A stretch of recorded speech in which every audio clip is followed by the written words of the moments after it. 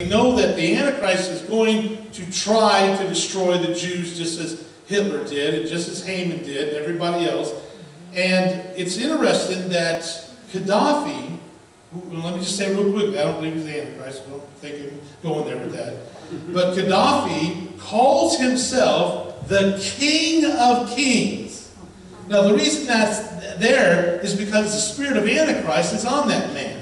I mean, the spirit of Antichrist is all over him. It's that same demon stronghold that's on that man, it's the dictator who hates the Jews. It's on him. Now, it's interesting that on February 13th, a very important day, Gaddafi said fleets of boats should take Palestinians and wait by the Palestine border shores until the problem is resolved. What problem? Well, listen, he says, the time of popular revolutions is here now, he says. We need to create a problem for the world. This is on February the 13th of this year. It is not a declaration of war, it is a call for peace. In other words, they're saying, we don't, just like Haman, he says, oh, we're not really trying to get rid of these people, we're just trying to have peace. If we get rid of these Jews, we can have peace. Okay, so that's what he's saying here. He says the white color has decided to get rid of the green color, which obviously Islam, that's their color, green, and the white color are, you know, the other nations. They're trying to get rid of us, he says. These countries should be united against the white color because of all these white countries are enemies of Islam. And then he says something interesting. Remember the day, February 13th.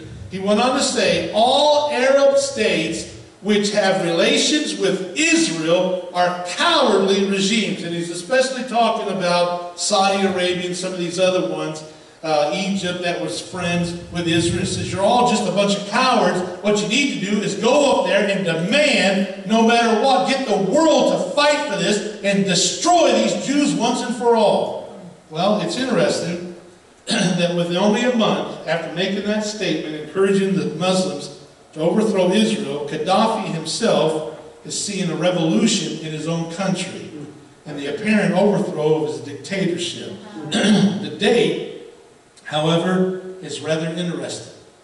The date of Operation Odyssey Dawn was on March the 19th. That's the first day of Purim.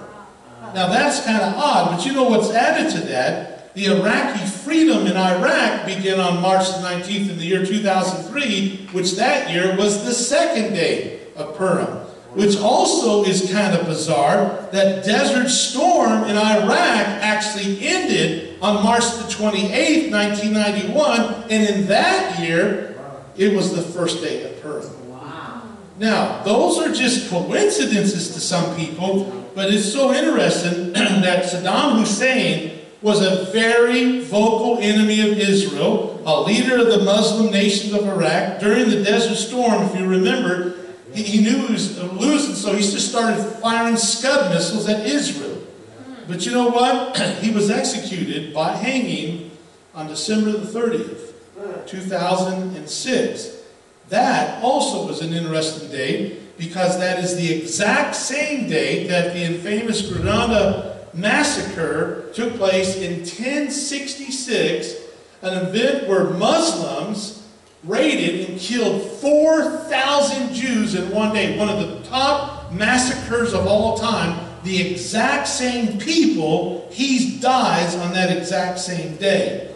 Now, what's interesting is that Hitler himself despised Purim. He mocked it. He actually outlawed it. They were never allowed to celebrate. The Jews were never allowed to celebrate that.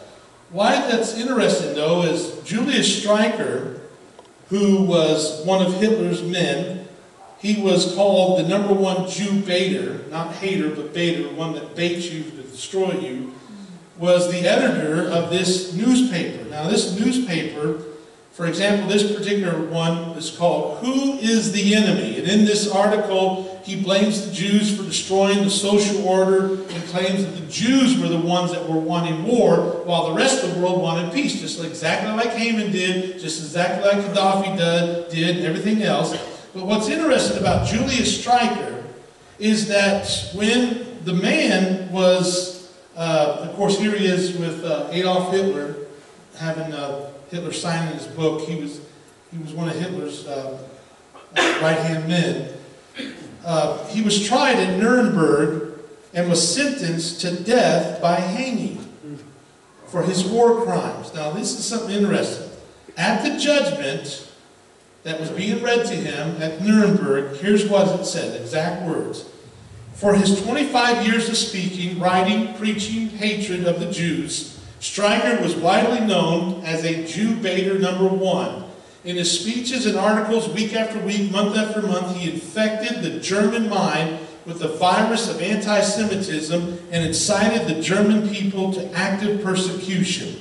Streicher's incitement to murder and extermination at the time when Jews in the East were being killed under the most horrible conditions clearly constitutes persecution on political and racial grounds in connection with war crimes as defined by the Charter and constitutes a crime against humanity.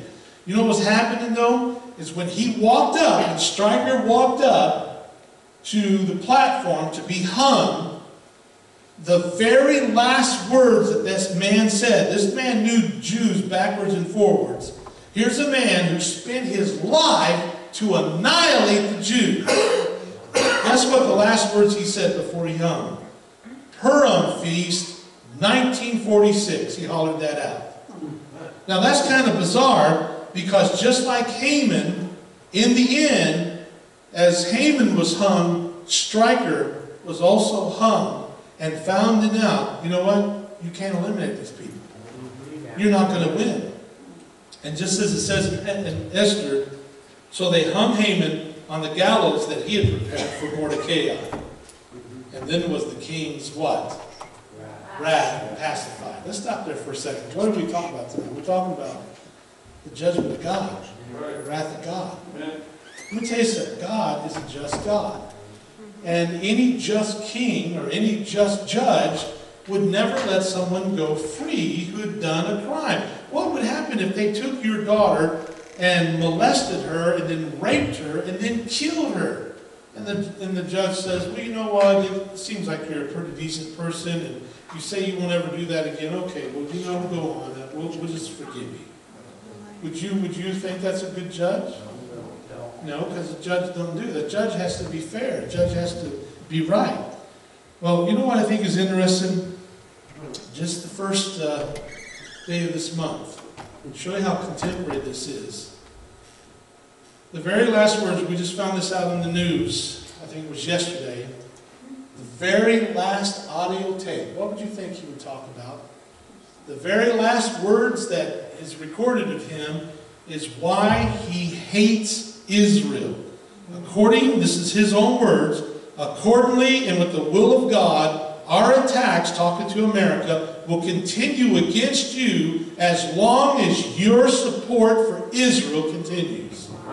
And it was just a short time after that, the man is laying dead.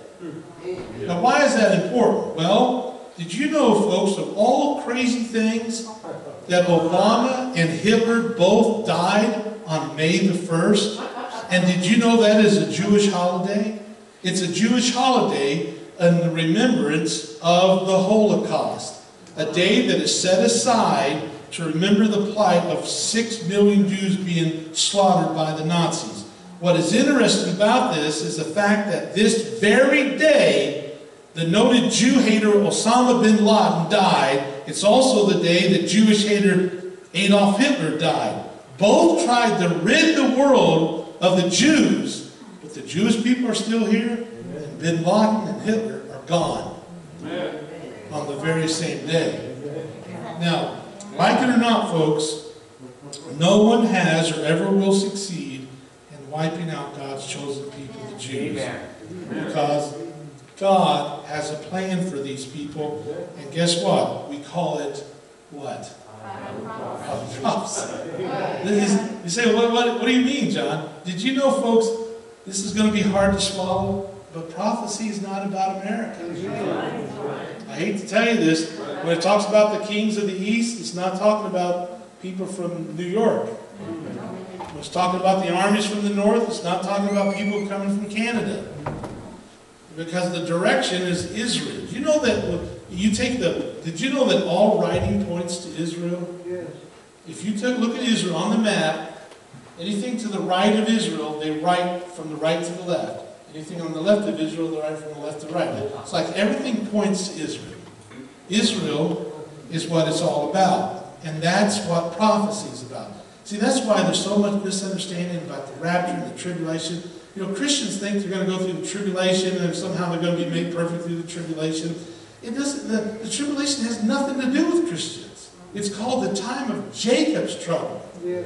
The tribulation is getting, those last 7 years have to be fulfilled because that's the last week of Daniel's 70th week. Yeah. 69 weeks have been fulfilled. Messiah was cut off, and there's been this great big space of time called the age of grace, the church age. But guess what, folks? That age is going to end with 7 years of horrific tribulation, and the whole focus of the tribulation and everything about the last years has to do with God's dealing with the Jews. Now, let me just say, somehow we might fit into that, but if we have anything, it's just going to be how we stand with Israel.